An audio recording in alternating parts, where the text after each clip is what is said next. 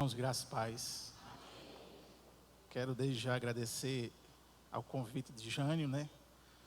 Ele que sofreu da outra vez que me convidou. Mas eu estava, pastor Rony, com uma testemunha de lado, né? O pastor James estava do meu lado. E eu dizendo, rapaz, como é que eu vou avisar a Jânio que eu não vou poder ir? A gente estava numa reunião em João Pessoa. Não sei se era reunião, era curso. Enfim, era alguma coisa que eu estava com ele lá. Eu fico com o coração grato e alegre. Não quero rasgar a seda não, mas eu vou rasgar. A gente, quando está na nossa comunidade, nossa igreja, a gente fica muito concentrado nos problemas. Talvez 70% do tempo do pastor é resolvendo problema. A igreja é grande e ele parece que se multiplica, né? Eu acho que isso não acontece aqui nessa igreja. E quando eu vim hoje, escutei a irmã Sara louvando e pude louvar ao Senhor, como meu coração ficou alegre. E eu agradeço a oportunidade de ter aqui hoje à noite, cultuar o Senhor com vocês. Vamos abrir nossa Bíblia no texto de Daniel, capítulo número 6, verso 4. É um texto clássico. Eu queria compartilhar sobre a nossa responsabilidade em testemunhar, a importância do nosso testemunho. No versículo 4 do capítulo 6 de Daniel, o texto sagrado nos diz assim: Então os presidentes e os sátrapas procuravam ocasião para acusar a Daniel a respeito do reino, mas não puderam achá-la, nem culpa alguma, porque ele era fiel e não se achava nele nenhum erro, nem culpa. 6:4. Amém? Meus irmãos, só um pequeno contexto, né? Após a morte de Josias, pela mão do faraó do Egito, Neco, o reino do sul, Judá, ele mergulha em uma profunda tristeza. Sem um rei que era modelo de crente, de gestor, que tinha temor do Senhor e levava o seu povo a conhecer o seu Deus através das Escrituras. Agora, com a ausência desse gestor, desse rei, a nação, ela mergulha em pecado. Ela começa a declinar moralmente. E níveis de promiscuidade, idolatria, casamentos mistos começam a aumentar no meio do povo. Isso era uma afronta direta à santidade de Deus. Isso era uma aberração diante das alianças que Deus tinha feito. O povo ofendia a Deus diariamente e estavam orgulhosos disso. Isso é um juízo muito pesado. Você está na lama do pecado, mergulhado na promiscuidade, e ainda sentir orgulho disso. Era a situação do povo. Eles estavam tão orgulhosos que eles ignoravam os profetas que Deus estava levantando. A exemplo de Jeremias, que nem o pai e a mãe dele se converteram. E Deus colocou a mensagem dele na boca de Jeremias. E após várias tentativas de Deus em alertar o povo do seu pecado, não havia outra coisa a fazer senão enviar juízo. Porque esse é o caráter de Deus. Ele é justo. E ele é justo. E o seu juízo estava vindo. E ele disse a Abacuque: vem do norte. E Nabucodonosor, com seu poderoso exército, e naquela época a Babilônia era a nação mais poderosa do planeta, era o exército mais poderoso do planeta. Tem a sua batalha em Carquemes, e lá ele vence a Neco, mata o faraó egípcio. Então ele desce até Judá, porque eu uso a expressão aqui com gosto de sangue. Ele, com o seu exército, vai protagonizar as mais horripilantes cenas de crueldade ao povo de Deus. O livro de Daniel começa tragicamente com o rei Nabucodonosor da Babilônia conquistando Judá e levando Daniel e seus 3 amigos, os vasos do templo, para o exílio. Desde o início, o livro de Daniel deixa claro que este não é um conflito entre 2 povos, mas entre falsos deuses e o Deus verdadeiro. O livro também, ele não vai tratar sobre o heroísmo dos jovens, que foram jogados na fornalha, ou do próprio Daniel, que foi condenado a covas dos leões. A Babilônia, ela vai procurar remodelar o povo judeu, e o exemplo disso é justamente com Daniel e os seus 3 amigos. Imagine-se então na sua língua, na sua literatura, ditando a sua regra e dando-lhe novos nomes que refletem justamente os deuses da nova terra, ao qual eles estavam agora morando. Na Babilônia, então, o povo de Deus enfrenta uma dominação cultural e também teológica de forma completa. Dentro então dessa perspectiva colocada como tema em que reflete o posicionamento, por exemplo, de um cristão na sociedade e a responsabilidade de testemunhar em meio a essa sociedade hostil, eu quero tomar por base algumas virtudes apresentadas por Daniel nesse versículo. E que reflete na responsabilidade de cada um de nós. Hoje, nada mais oportuno para pensarmos esta noite do que a nossa responsabilidade como cristãos autênticos. E eu tenho que colocar essa outra palavra, cristãos autênticos, genuínos, verdadeiros, puros. E que nessa perspectiva do culto de família, de oração, isso reflita nos nossos filhos, nos nossos parentes, a quem está ao nosso redor. E eu penso, meus irmãos, que isso é algo que está gritando aos nossos ouvidos. O mundo, ele não sabe, mas ele está esperando por mim e por você. O mundo não sabe, mas eles estão clamando por nós. E como nós vamos nos apresentar a este mundo? Da mesma forma que eles? Nós vamos usar os mesmos moldes do mundo? Eu penso então que, baseado no que as Escrituras nos revelam, é impossível isso. Porque quem é crente, autêntico, ele se apresenta com os moldes de Cristo. E, portanto, é importante pensarmos na nossa responsabilidade, ou a responsabilidade do nosso testemunho. Portanto, a primeira coisa que eu destaco nessa noite, que eu resgato então do que Daniel nos revela, é a questão da honestidade. Característica do que é decente, do que tem pureza e é moralmente irrepreensível.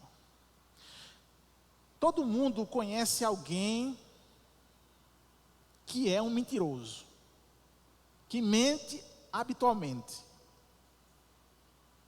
O que acontece quando o mentiroso diz a verdade? Ninguém confia.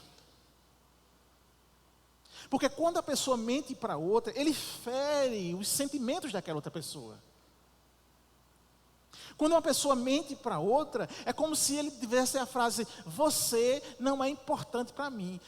Porque você não sendo importante para mim, eu minto a hora que eu quiser, eu digo, eu não tenho a responsabilidade de dizer a verdade a você.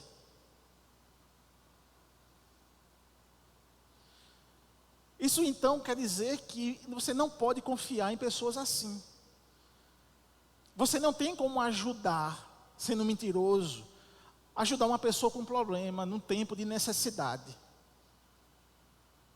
E quando essa pessoa descobre que essa outra é mentirosa, consequentemente você vai dizer, não quero ter um relacionamento aberto e íntimo com você. Existem áreas então da vida que precisam então ser extremamente observado, respeitado. E uma dessas áreas, meus irmãos, é essa questão da honestidade. Nós já vivemos num mundo de engano, de mentira, de rejeição ao nosso Deus, a um mundo falso, mentiroso.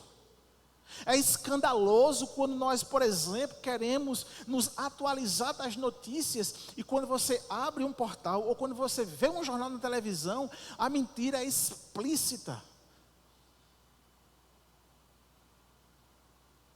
Então, consequentemente, a mentira, obviamente, ela destrói e viola a confiança. Daniel, ele estava estabelecido, não pela mentira, mas ele estava estabelecido pela palavra e devoção ao seu Deus, e isso fez com que ele glorificasse a Deus sendo honesto. Perceba, meus irmãos, que a minha responsabilidade em ser honesto não está naquilo que eu vou lucrar com a minha honestidade, mas naquilo em que eu vou glorificar ao Senhor. E isso quer dizer que eu, sendo honesto, posso até morrer. Isso quer dizer que eu, sendo honesto, eu posso até empobrecer. Isso quer dizer que eu, sendo honesto, eu posso ter alguma perca. Mas o fato é que perdendo ou ganhando, morrendo ou vivendo, Deus deve ser glorificado com a minha honestidade. E eu penso que Daniel pensava isso. Porque ele estava em um terreno hostil, ele estava em uma terra estrangeira, ele estava sobre um governo hostil, totalmente sanguinário, e ele estabelece que na vida dele, o que importa é glorificar ao Senhor. E eu acho interessante que quando a gente tem amizade com pessoas que ainda não confessam a Cristo, a gente quer estar perto e não quer desagradá-lo, não é assim? E por isso nós somos envoltos aos moldes dessa pessoa. Mas já pararam para pensar que ao contrário, isso não acontece? Você tem uma amizade com uma pessoa que é do mundo, e você faz tudo para agradá-lo, mas não acontece ao contrário. Por quê? Eles não têm temor do Senhor, são mundanos, não vão te respeitar, porque eles não conhecem a Deus, eles não têm esse senso de responsabilidade do testemunho. E a primeira coisa que eles vão fazer, a partir do momento que você vacilar, é jogar na sua cara o seu erro. A cúpula corrupta política da época fingia que era amigo de Daniel.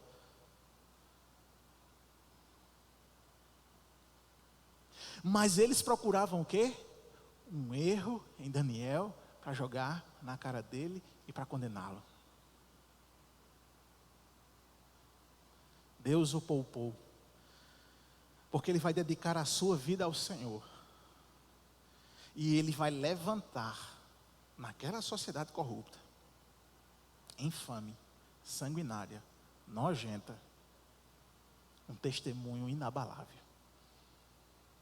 um testemunho sonoro. E Daniel era tão consciente do seu compromisso com Deus, pelo que Deus é,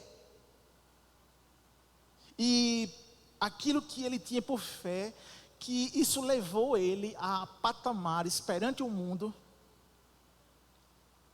de destaque, até mesmo em meio à política.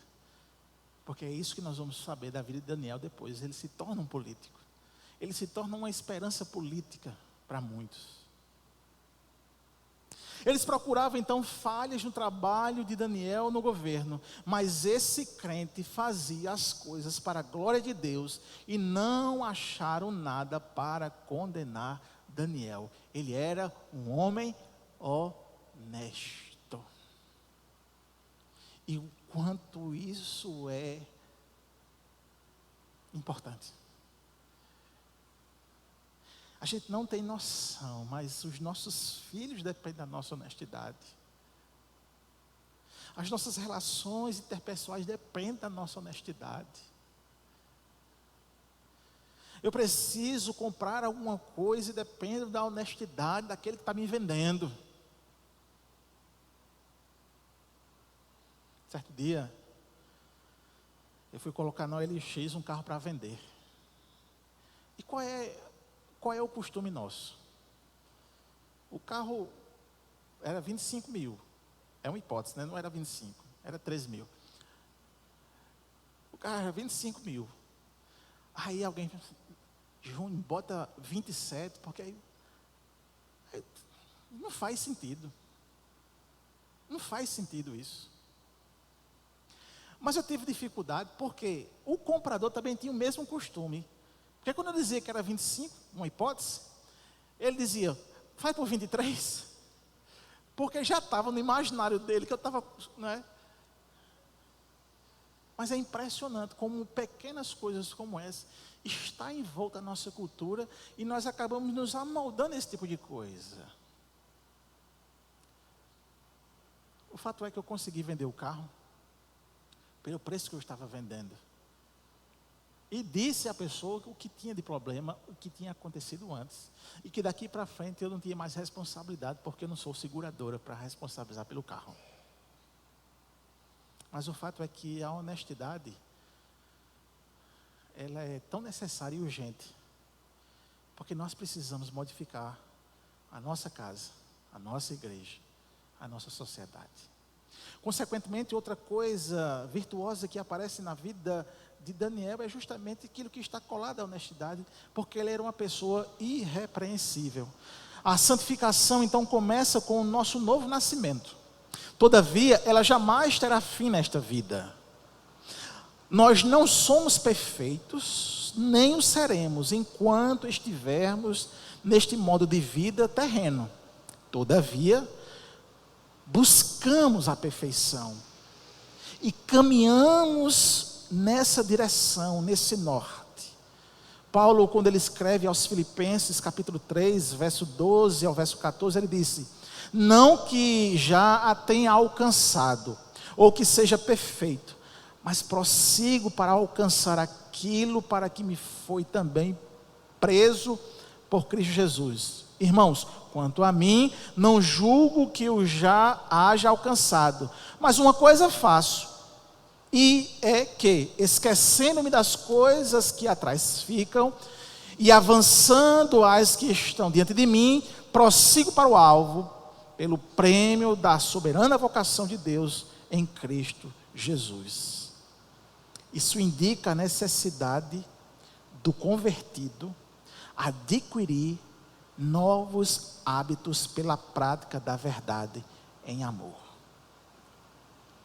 Tornando-se em casa ou em cada área de sua vida mais parecida com a do seu Criador, com a de Cristo. Isso quer dizer líder, exemplo, cabeça, salvador, que são essas características do nosso Senhor. Sabe, amados, a graça de Deus é, de fato, educadora. Nela nós somos instruídos a abandonar todo resquício do estilo de vida ímpio. Quando Paulo escreve ao pastor Tito, ele diz a seguinte coisa: porquanto a graça de Deus se manifestou salvadora a todos os homens, educando-nos para que, renegada a impiedade e as paixões mundanas, vivamos no presente século, sensata, justa e piedosamente, aguardando a bendita esperança e a manifestação da glória do nosso grande Deus e Salvador Jesus Cristo, o qual a si mesmo se deu por nós, a fim de remir-nos de toda a iniquidade e purificar para si mesmo um povo exclusivamente seu, zeloso de boas obras. Dize estas coisas, exorta e repreende também com toda autoridade, ninguém te despreze. Tito capítulo 2, verso 11 ao verso 15. Meu irmão,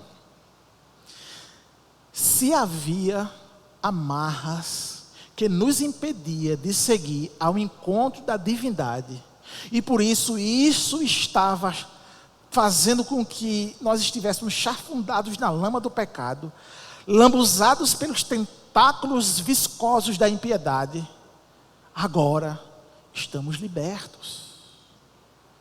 Agora estamos limpos, livres para fazer a vontade daquele que nos salvou, pois entregou a sua vida para nos libertar de todo o pecado. Então perceba, meus irmãos, nesta noite, que aqui não há apenas um apelo, mas esse apelo tem que estar ligado ao chamamento de fato e para a prática urgente. Porque aquilo que Deus precisava fazer para que nós nos encontrássemos de novo com Ele, aquilo que Deus precisava fazer para que eu pudesse ter a vida que foi abandonada do Éden de volta, Ele já fez. Então não há mais desculpa para nós. Não há mais aquele jeito, eu não sou honesto, porque nesse negócio aqui eu tive que fazer isso aqui, porque senão eu não conseguiria.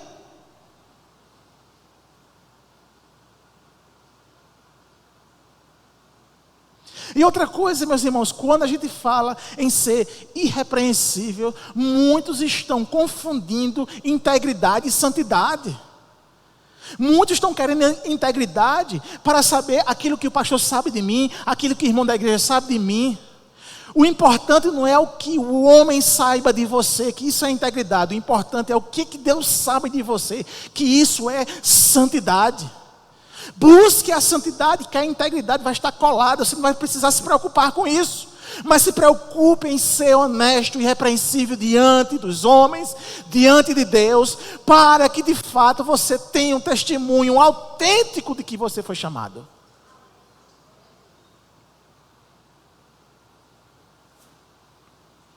E nós temos a liberdade de estar através daquilo que vai nos corrigir, daquilo que vai nos educar, daquilo que vai nos aperfeiçoar. E Paulo escrevendo a Timóteo na sua segunda carta, texto clássico, 3, 16, 17, toda a escritura é inspirada por Deus e útil para nos ensinar o que é verdade, para nos fazer perceber o que não está em ordem em nossa vida. Ela nos corrige quando erramos e nos ensina a fazer o que é certo. Deus usa para preparar e capacitar seu povo para toda boa obra, aleluia. Deus, Ele fez a obra completa. Então a santificação é esse processo contínuo pelo qual Deus, por sua misericórdia, muda os hábitos e o comportamento do crente, levando a praticar boas obras de piedade.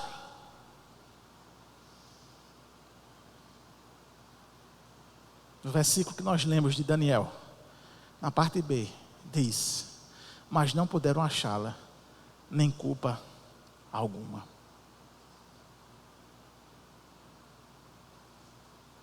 E isso de fato me leva à terceira característica. Se a primeira é honestidade, a segunda irrepreensível, a terceira, consequentemente, é que Daniel tinha uma vida piedosa. E sempre quando nos deparamos com o texto de Daniel, olhamos de forma fixa para o Daniel, não é verdade? Esquecemos que as virtudes apresentadas na vida de Daniel têm uma fonte. Essa fonte não é o código de época da época, o código de ética da época, não é a postura da sociedade babilônica, e muito menos os bancos das catedras. Mas a fonte é o próprio Deus, de onde jorra uma água pura e inesgotável. A piedade de Daniel, com profunda imersão na oração, ao ponto de ter uma disciplina, apresentada no próprio texto, que 3 vezes por dia ele ia orar. Essa fonte é o próprio Deus. Hoje, de forma mais clara, nós podemos perceber, justamente quando olhamos para o ensino de Jesus. Ele disse que era a videira e nós os ramos, ao ponto de, estando ligado nele, daremos muito fruto. João 15:4. Permaneçam em mim, e eu permanecerei em vocês. Pois assim como um ramo não pode produzir fruto se não estiver na videira, vocês também não poderão produzir fruto a menos que permaneçam em mim. Veja, meus queridos, a fonte não está no homem, nem mesmo no homem regenerado. Pela fé, o homem é unido a Cristo, e essa união indissolúvel é representada pela analogia da videira. É a partir da vida de Cristo que o cristão vive a sua vida. E o texto de Daniel diz: nem culpa alguma, porque ele era fiel e não se achava nele nem o erro, nem culpa. Isso me leva a entender sobre o legado. Nós já vimos ou ouvimos muito isso, e até nós falamos isso. E me deixe dar um pequeno testemunho, uma experiência, para ilustrar. Não sei se eu já disse aqui nessa igreja. Se eu disse, eu vou repetir. Se eu não disse, vocês vão ouvir pela primeira vez. Eu tenho um irmão mais velho, e foi ele que me levou ao Evangelho, aos 7 anos de idade. Ele trouxe o Evangelho para dentro da nossa casa. Eu sou o filho mais novo de uma família de 7 irmãos. E ele é o segundo filho. E ele trouxe o Evangelho, ele casou na igreja. E ele teve 3 filhos, 2 meninos e uma menina. Esses meninos cresceram na igreja. Hoje os 2 meninos são pastores. Mas ele perdeu a sua esposa. E ela foi acometida de um câncer. E no período de 2 anos de sofrimento e tratamento, nas suas últimas horas, ela mandou chamar os seus 3 filhos. E já estavam casados. E ela disse assim para os meninos: eu quero que você seja para as suas esposas o que seu pai foi para mim. E disse para a menina: eu quero que você seja para o seu marido o que eu fui para o seu pai. É o legado. E é corajoso.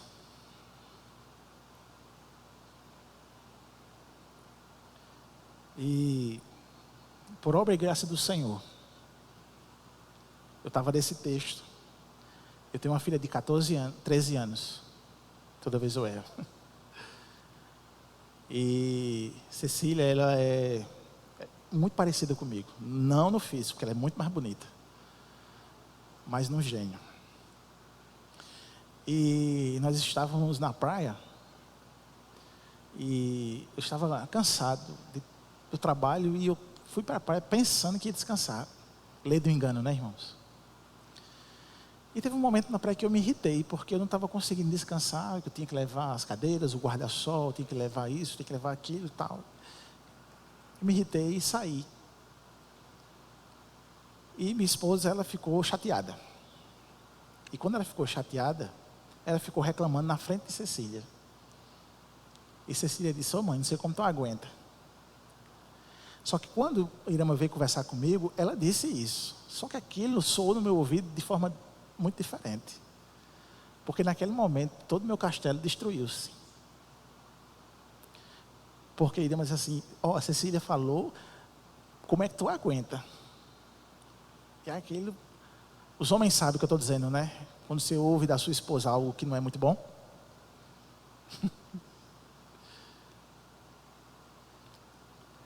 E eu sempre disse, quando eu estou pregando, eu conversando com eles, que a frase de Paulo, quando diz, sede meus imitadores como eu sou de Cristo, é uma frase que eu e você temos que dizer.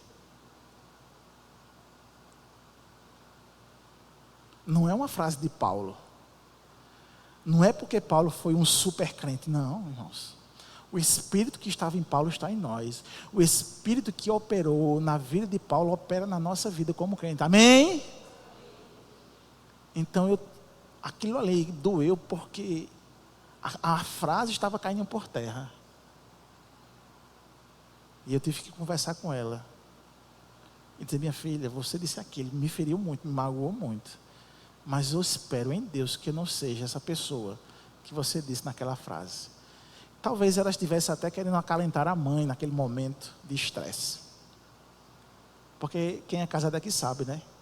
A gente diz algumas palavras, mas depois a gente resolve e o amor aumenta mais ainda. Mas o filho não. Ela não é meu cônjuge. Ela não é carne da minha carne.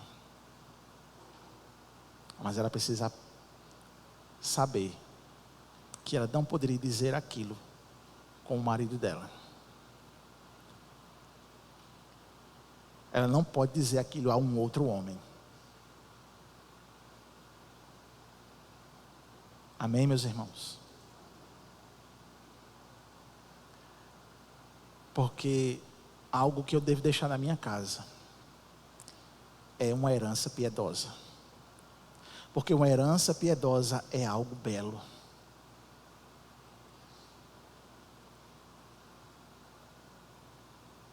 Nosso padrão de santidade não é um simples melhoramento diante dos padrões humanos, mas sim sermos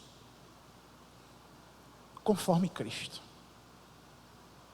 Porque nós fomos eleitos para Cristo, a fim de sermos conforme a imagem dele. Se Adão ofuscou, alienou a imagem de Deus em nós, em Cristo Jesus, nós recuperamos essa imagem.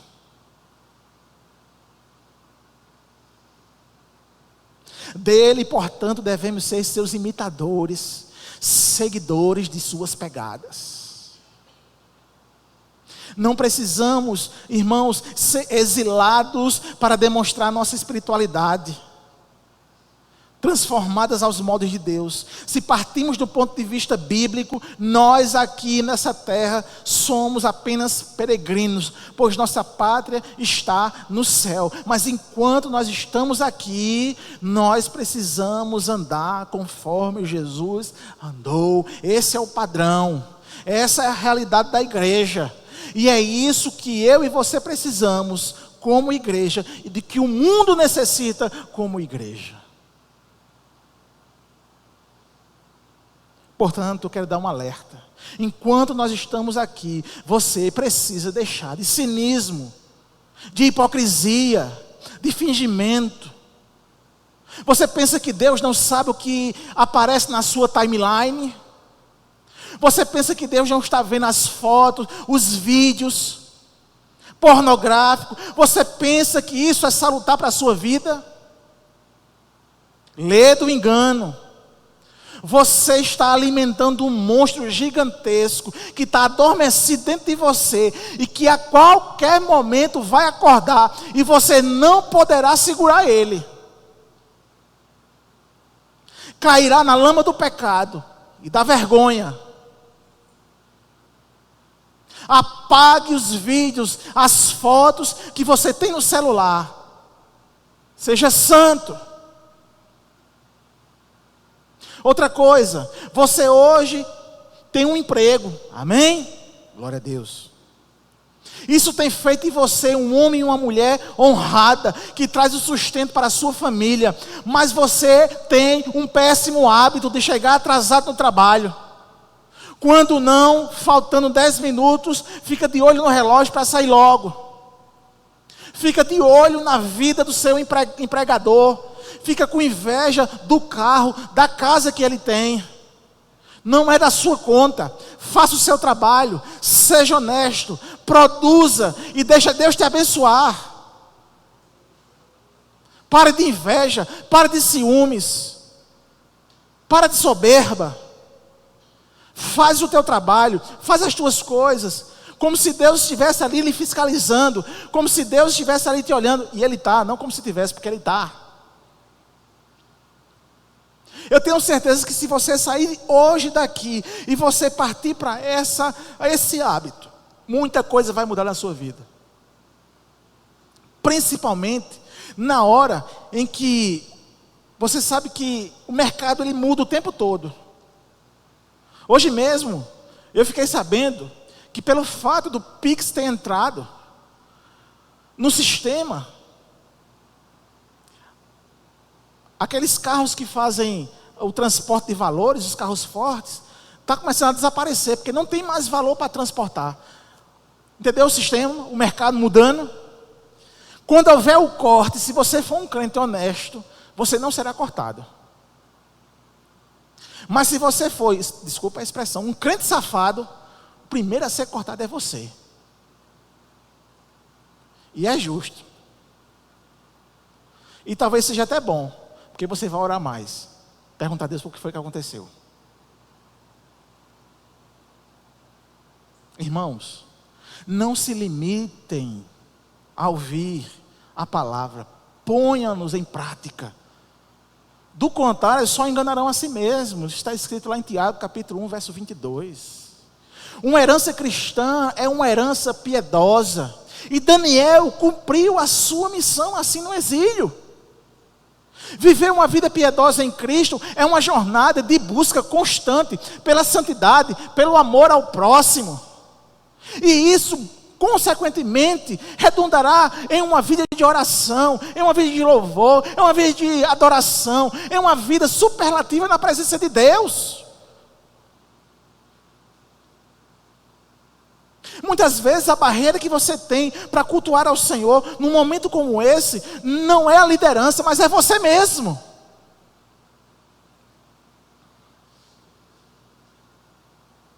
Ao entregar nossas vidas a Ele, nós encontramos significado e propósito.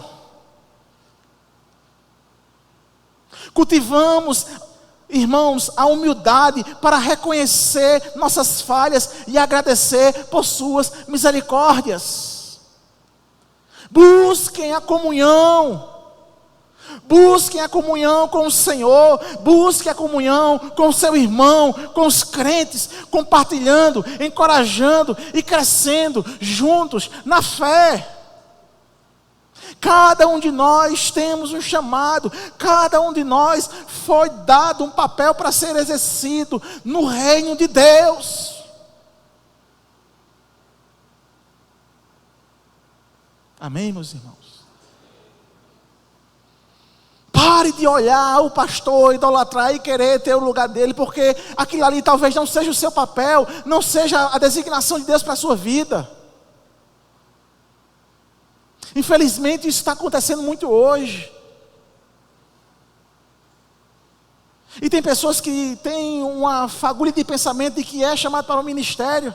E pensa que o ministério é chegar ali, às vezes na frente de uma câmera, ou às vezes na frente de um púlpito, e ministrar a palavra, e chegar lá fora e receber a paz do Senhor, e os aplausos que você foi muito bem. Mas ministério não é isso. Inclusive, quando você vai ver as recomendações para quem almeja o episcopado, as maiores recomendações falam sobre o caráter e não sobre a técnica.